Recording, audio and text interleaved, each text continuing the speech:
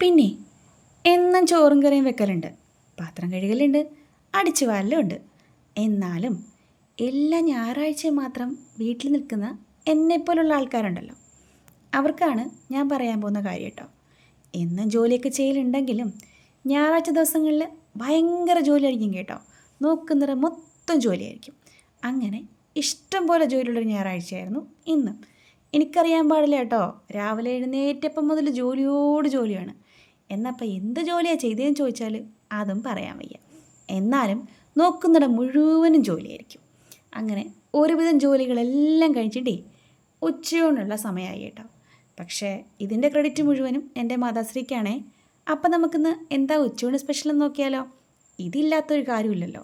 അപ്പോൾ ചോറുണ്ടായിരുന്നു, സാമ്പാറുണ്ടായിരുന്നു, നമ്മുടെ ചുണ്ടക്കയും ചക്കക്കുരുവും കൂടെ തോരനാക്കിയതുണ്ടായിരുന്നു, പിന്നെ മീൻകറിയും ഉണ്ടായിരുന്നു. നമുക്ക് ശീലമീനാട്ടോ കറിയാക്കാനായിട്ട് എടുത്തത്. അപ്പോൾ ദാ നല്ല മുരിങ്ങക്കായൊക്കെ ഇട്ട് തേങ്ങ അരച്ചുള്ള കറിയായിരുന്നു. അപ്പോൾ അത്രേ ഉള്ളൂ.